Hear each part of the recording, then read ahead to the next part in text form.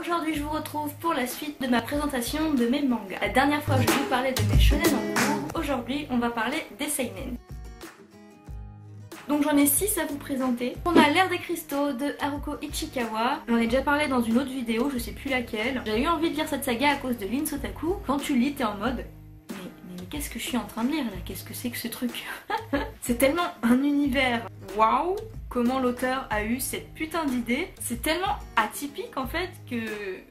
voilà, j'ai pas les mots. En gros, les personnages principaux, ce sont des fragments de cristaux. Ils vivent dans un monde où ils sont seuls et ils se battent contre les Séléniens qui sont des espèces d'êtres qui viennent de la lune, je crois, qui veulent kidnapper les cristaux pour pouvoir en faire des parures. C'est un univers un peu complexe, hein, alors si j'ai de la merde, je suis vraiment désolée. Et du coup, le personnage principal, c'est Fausse, ce cristaux-ci.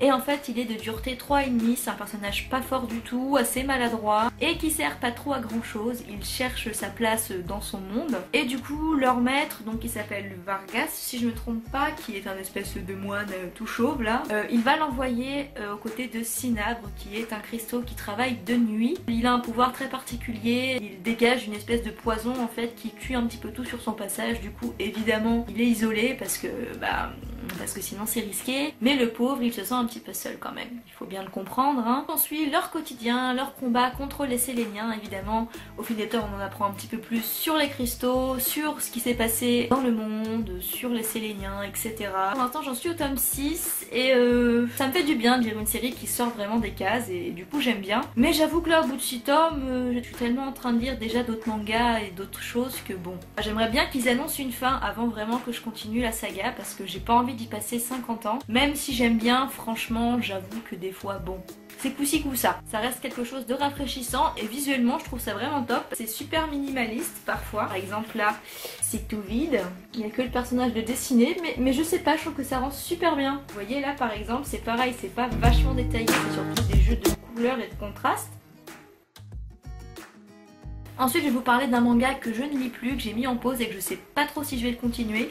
C'est Iris Zero. Je crois que j'ai les 4 premiers tomes et j'avais bien aimé très honnêtement. Mais voilà, j'avais d'autres priorités et j'ai toujours d'autres priorités donc j'ai pas spécialement envie de continuer ma lecture. En gros notre personnage principal c'est un jeune garçon, celui qu'on voit au fond qui a un caractère un petit peu taciturne. Et il évolue dans un monde dans lequel les personnages sont dotés d'iris, donc c'est un pouvoir que leur confère leur vision. Et en fait ils ont tous un pouvoir différent. Par exemple il y en a qui peuvent voir les gens quand ils mentent, les personnes de confiance, quand les gens vont mourir aussi. Notre personnage principal justement il n'en a pas lui, donc ce qui est un petit peu problématique effectivement. Et la jeune fille qui apparaît ici, j'avais envie de vous dire son pouvoir mais je me rends compte que je me rappelle absolument pas en fait. En tout cas un jour elle va débarquer dans la classe de Toru, donc le héros principal, et elle va lui demander de faire quelque chose pour elle. Je me rappelle absolument pas ce que c'était, mais je me rappelle que j'avais bien aimé quand même hein. Franchement j'étais vraiment à fond dans cette saga, mais voilà, je suis passée à autre chose. Voilà quand même un aperçu des dessins pour vous donner une idée. Alors je les trouve pas ouf, ils sont beaux hein, quand même, mais voilà. C'est pas non plus the dessin, je m'extasie pas devant 3 heures, etc. Là encore je vais vous parler d'une saga que j'ai arrêtée. De base je suis censée vous parler de séries que j'ai en cours, mais je vous en parle de 2 que j'ai arrêtées, calmement comme ça. Alors là c'est Les Vacances de Jésus et Bouddha. Honnêtement c'est une série que je trouve géniale. Donc là c'est plutôt une espèce de tranche de vie humoristique. On suit le personnage de Jésus et de Bouddha. Et en fait ils ont décidé de prendre des vacances parce que bon ils font assez de boulot comme ça. Donc tous les deux ils décident de partir au Japon, à Tokyo, de se louer un petit appart et de profiter du temps. Donc on les découvre un peu en train de découvrir le Japon, le mode de vie des japonais, etc. Aussi un petit peu notre époque moderne. Ce manga, je le kiffe parce que c'est marrant. C'est pas un humour qui plaira à tout le monde parce que c'est quelque chose d'assez fin, vous voyez. Parfois les gags aussi sont beaucoup tournés autour...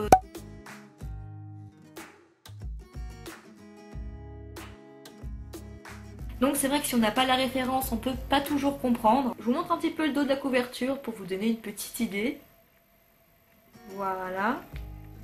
Moi en tout cas c'était plutôt mi-figue mi-raisin. Il y a des fois où le sketch me faisait pas plus rire que ça parce que des fois j'avais pas la référence comme je vous disais. Et puis il y a des fois où j'étais pété de rire et que je trouvais ça vraiment excellent. Et même à côté de ça j'aimais bien suivre les tribulations de nos deux personnages que je trouve assez attachants et sympathiques. Après le problème voilà, c'est un peu répétitif au fil des tomes en fait. Donc je me dis au bout de 5 tomes, là je sais qu'ils en sont déjà au tome 11 du moins en France. Et je me dis putain j'aime bien cette saga mais 11 tomes de toujours la même chose... Voilà quoi. Donc ça c'est pareil, j'aimerais bien qu'ils annoncent une fin. Comme ça je pense que je pourrais enfin continuer cette saga. Parce que là clairement non, je continue pas. Même si j'aime bien, j'arrête là. Par contre ils ont fait un film d'animation. Franchement il est vachement bien adapté j'ai trouvé et super sympathique. Je vous invite à jeter un oeil si jamais vous hésitez à lire ce manga. Ça pourrait vous donner une idée au préalable comme ça. Quant aux dessins, les voilà. Vous voyez Jésus par exemple il tient un blog etc. Il est aussi sur les réseaux sociaux. Je vous dis c'est une série qui mêle vraiment tout hein, franchement. Ensuite je vais vous parler d'une série, je me suis pris une claque rien qu'en ouvrant la première page de cette saga. Il s'agit de Bright Stories. C'est une série que j'ai mis en pause, encore, bravo. C'est pas une série qui se suit tout le temps, si vous voulez, pendant les 2-3 premiers tomes, c'est l'héroïne, donc c'est cette jeune fille qu'on voit là, qui s'appelle Amir si je me rappelle bien. Et ensuite ça parle d'autres personnages, même si on revoit toujours Amir de temps en temps, etc. Enfin bref. Du coup c'est une série que j'ai envie de poursuivre, mais je prends mon temps. Voilà. On est dans une tranche de vie plutôt historique. Amir a 21 ans si je me trompe pas et elle a été promise à un garçon d'un peuple voisin qui s'appelle je ne sais plus comment, mais en tout cas c'est un petit garçon. C'est une alliance politique je crois en quelque sorte ou de paix, peut-être même commerciale, enfin bref en tout cas cette alliance elle a un but hein. Et du coup ensuite son quotidien donc avec son nouveau peuple et son jeune mari hein, qui est mignon tout plein d'ailleurs. Et pour en revenir à l'histoire en gros un jour son père et son peuple viennent récupérer Amir. C'est parce qu'il lui a trouvé en fait une liaison plus avantageuse. Donc ça part de ça pour ce premier tome et j'ai un autre à dire en plus hein, si ce n'est que j'aime beaucoup cette saga, je vous ai dit c'est dépaysant. Et les dessins les gars, je vous montre la première page hein, parce que je vous ai dit rien que la première page j'étais sur mes fesses, tout simplement. Voilà, vous voyez? C'est quoi ce dessin qui est rempli de détails, de motifs, de beauté? Et toutes les pages sont comme ça là, pour le coup c'est l'inverse de l'ère des cristaux, c'est vachement détaillé. Là une page avec Amir que j'aime vraiment beaucoup. C'est un personnage que j'adore. D'ailleurs elle a 20 ans, pas 21 ans, mes excuses. Regardez-moi ces détails. Non mais...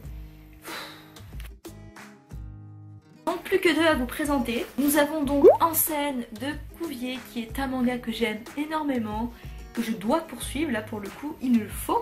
Ça parle de danse classique, je pense que vous l'aurez compris. Et en fait c'est une jeune fille qui s'appelle, laissez-moi me rappeler comment elle s'appelle, Kanade.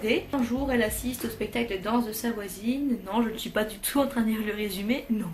Ça va tout simplement lui donner envie elle aussi de se mettre à la danse classique. Kanade arrive à l'école de danse, c'est une petite jeune fille, hein, elle doit avoir une dizaine d'années à ce moment-là. Et du coup elle commence donc son apprentissage de la danse classique. J'ai eu envie de lire ce manga parce que j'ai fait de la danse classique également, 8 ou 9 ans je sais plus. C'est une période de ma vie qui me manque franchement. Très honnêtement ça me manque beaucoup, j'ai adoré ces moments là, j'ai adoré faire de la danse classique. J'avais envie de voir ce qu'allait dire ce manga sur la danse classique parce que là pour le coup c'est vraiment une immersion de la danse en tant que sport en fait. Vraiment le côté technique et tout ça, les attentes qu'il y a dans ce monde etc. Et franchement j'ai adoré, j'ai trouvé ça très juste. J'ai trouvé que c'était vachement bien, vachement immersif. Si ça vous fait peur parce que vous vous dites oh c'est la danse classique, ça va être un univers tout rose, tout niais etc. Ouais. Non, vous inquiétez pas. Après évidemment il y a de l'amitié, il y a des rivalités, il y a pas de romance mais un petit peu de tranche de vie, voilà. Ça reste quand même une série de divertissement avant tout, faut pas l'oublier. Mais on apprend aussi des choses sur la danse classique, sur le sport que c'est, sur tout l'univers qu'il y a autour, que ce soit devant la scène ou dans les coulisses, sur tout le travail qu'il faut pour pouvoir danser. Si ça vous intéresse ce sujet ou si vous êtes curieux de découvrir cet univers qui vous est peut-être étranger, je vous encourage à vous lancer dans cette saga. Franchement c'est un de mes coups de cœur de cette année. J'ai gardé le meilleur pour la fin les amis. Ça fait 50 ans que je vais vous en parler. Et là j'en suis au tome 3 et voilà, j'ai pas de mots pour décrire cette saga que j'aime d'amour. Reine d'Égypte. Alors celui-là je sais que j'en avais parlé dans le book haul mais je crois que j'avais pas développé. C'est ton heure de gloire ma chérie. Donc l'héroïne de Reine d'Égypte c'est Hatshepsut qui est la fille du pharaon Thoutmôsis. Elle est donc légalement l'héritière du trône d'Égypte. Elle a aussi un demi-frère qui s'appelle Séti. Et du coup vous l'aurez compris, plus tard c'est lui qui montera sur le trône en tant que pharaon. Parce que Hatshepsut est une femme, donc elle ne peut pas accéder au trône évidemment.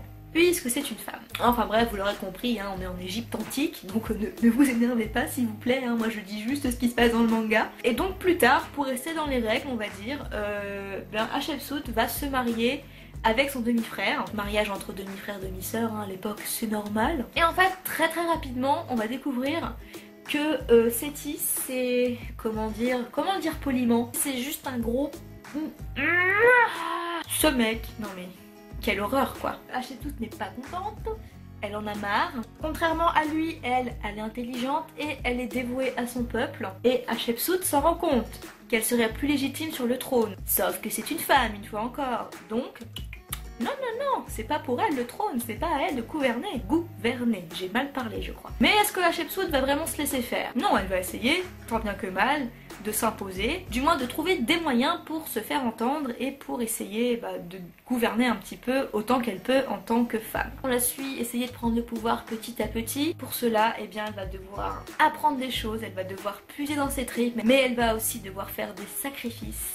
Et là, je peux vous dire que il y a des fois, elle a supporté des choses, mais je la respecte de fou. Enfin bref, je pense que vous avez compris l'idée. En gros, elle est en avance sur son temps, elle est intelligente et elle veut le montrer. Et tout en suivant toute cette quête du trône d'Égypte, on la suit également parfois en flashback dans son passé. Donc on la découvre quand elle était plus jeune. Cette fille, elle impose le respect quoi, elle est géniale. Et vous savez quoi, le mieux, c'est qu'elle a vraiment existé. Alors j'imagine qu'évidemment c'est un petit peu romancé, dans le sens où que l'auteur a inventé des trucs, etc. pour que ça colle, que ça reste quand même un manga. Hein. Mais j'ai lu que c'était quand même vachement documenté par rapport à l'histoire, que l'auteur s'était vraiment beaucoup renseigné sur cette époque-là et sur la reine Hatshepsut et sur son règne. Je trouve que c'est vachement intéressant et vachement chouette, et aussi que c'est un beau message parce que comme quoi même dans l'Égypte antique il y avait des femmes, et ben elles voulaient être mieux traitées déjà à cette époque-là. Voilà.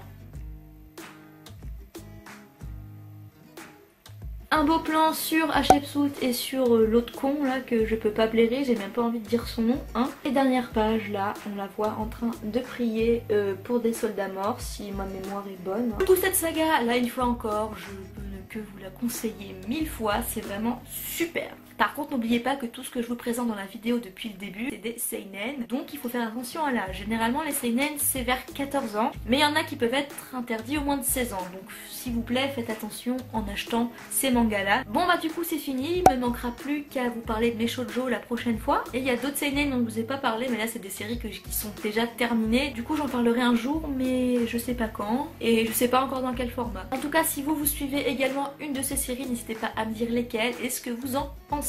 Je veux savoir. Et maintenant que j'y pense, j'ai oublié de vous montrer les dessins de en scène. Sur cette chaîne on est très organisé, c'est tout à fait normal. Voilà une page en exemple. Une page avec un homme qui danse, parce que oui, les hommes aussi peuvent faire de la danse classique, hein. Et non, vous voyez, ils ne sont pas en tutu. Ouh là là. Et je vous montre la couverture en entier, parce que si on déplie, ça donne ceci. Voilà, du coup je vous dis donc à la prochaine fois. Et ma foi, je vous souhaite une bonne journée, bonne soirée, bon après-midi, ça dépend quand vous regardez cette vidéo. Et je vous fais des bisous. Mouah. Allez, ciao. Avant que vous partiez, j'aimerais aspirer votre âme. Je serai ouvert, vous serez à moi. Mouah.